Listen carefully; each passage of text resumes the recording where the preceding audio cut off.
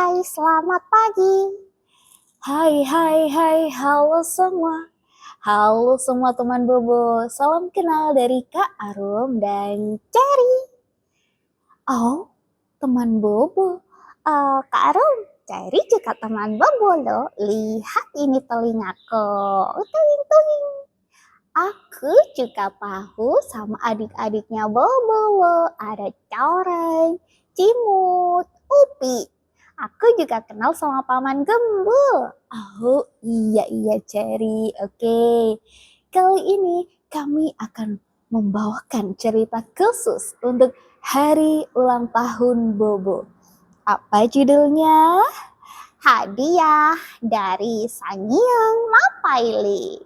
Oke, dan Cherry, kamu bertugas menjadi Sangyang ya. Oke Kak, let's go. Hadiah dari Sangyang Mapaili, karya asli yang ditulis oleh Van der Paringkuan. Sangyang Mapaili adalah seorang putri Datu Simbau. Pulau Simbau yang terletak di Laut Sulawesi. Ia dikenal sebagai putri yang cantik dan pandai menari, yang akan beranjak dewasa. Menjelang hari ulang tahunnya, Datu Simbau kebingungan. Kira-kira hadiah istimewa apa ya yang kuberikan untuk putriku? Akhirnya Datu Simbau memutuskan untuk menggelar sayembara. Barang siapa yang membawakan hadiah terbaik akan diundang ke istana untuk melihat tarian gunde lebih dekat. Siapa yang mau melewatkan hal itu? Dengar-dengar tarian gunde adalah tarian yang indah, dipimpin langsung oleh Sangyang. Tarian sakral yang bermakna memohon kemakmuran. Berita sayembara itu tersebar ke seluruh pulau. Para pedagang kaya berlomba-lomba mencari hadiah termahal untuk Sangyang. Tak terkecuali Taka Tuliang, pemuda yang tinggal di Pulau Kaido, pulau yang gersang dan tandus. Ia adalah seorang yatim piatu. Ia hanya tinggal bersama kakek dan neneknya. Tapi kakeknya adalah seorang yang mampu membuat tagonggong. Sedangkan neneknya piawai melantunkan sasambu. Teman Bobo, tahukah kalian tagonggong adalah alat musik tradisional yang berbentuk seperti kendang. Sedangkan sasambu adalah lantunan bait-bait puisi yang berisi nasihat bijak. Kira-kira apa ya Cherry hadiah dari Taka Tuliang? Dengan kesederhanaan dan ketekunannya, Taka Tuliang mampu membuat tagonggong dan menyiapkan sasambu untuk hadiah kepada Sangyang. Ia berharap hadiahnya itu bisa mendampingi tarian gunde di Pulau Kaido dan juga membuat Pulau Kaido semakin subur. Ia mengerjakannya berhari-hari. Dan hari yang ditunggu pun telah tiba. Semua penduduk pulau berkumpul di halaman istana. Mereka membawa hadiah mahal mereka. Tampak dua pemuda, yaitu Napong dan Maitung. Sangyang, aku membawakanmu 100 bunga anggrek langka. Hanya untuk kamu, Sangyang. Jadi selama ini kamulah anak dari saudagar anggrek itu. Kamu tahu kalau anggrek itu langka. Perbuatanmu ini merusak lingkungan. Tenang, tenang, tenang Sang Hyang. Ada akulah Maitung.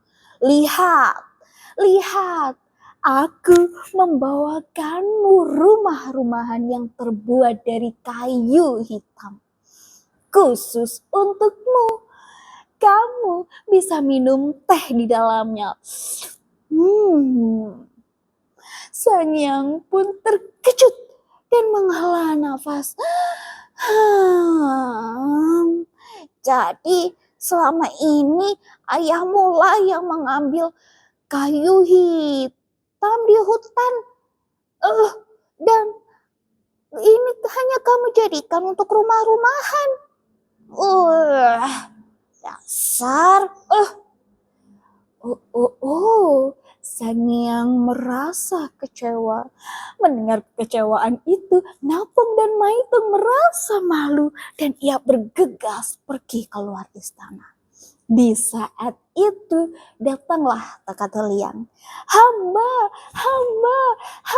Tuan, hamba Takatuliang. Hamba membawakan hadiah spesial yang khusus hamba buat sendiri untuk Sang Hyang. Hamba membawakan tagonggong. Sang Hyang tertarik melihat itu. Takatuliang pun mendekat dan memohon kepada Sang Hyang. Putri Sang Hyang, bersediakah engkau menari di Pulau Kaido dengan iringan tagonggong dan sasambo dariku? Aku berharap Pulau Kaido bertumbuh semakin subur seperti Pulau Simbau. Datuk Simbau dan Sang Hyang Mapaile terharu mendengar ucapan niat tulus dari Takatuliang. Dan akhirnya Takatuliang berhasil menjadi pemenang sayembara itu. Keesokan harinya, rombongan Datuk Simbau langsung pergi menuju ke Pulau Kaido. Mereka bergegas melakukan upacara tolak bala.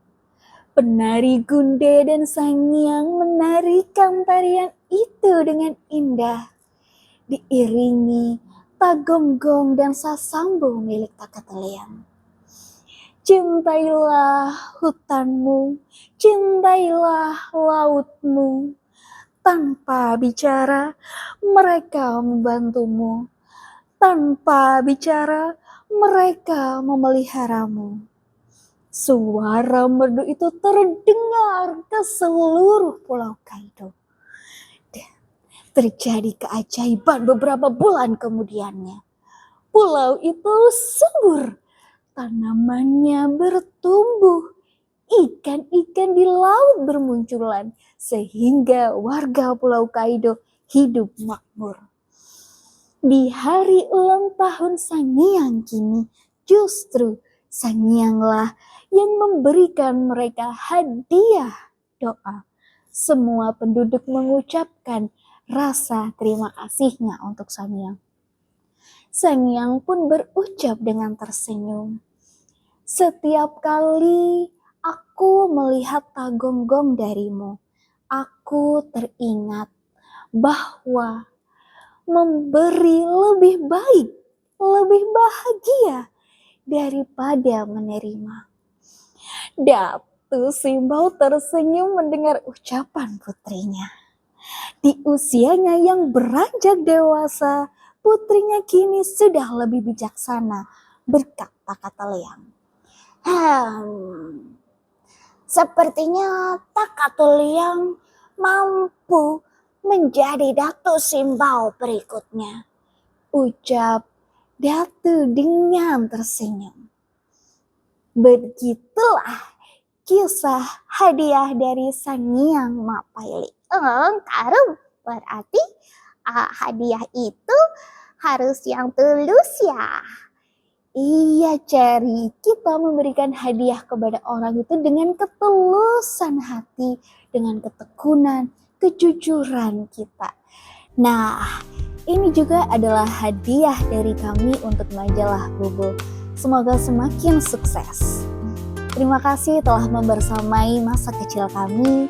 Kami akan selalu menunggu karya-karyamu selanjutnya. Sampai jumpa teman Bobo.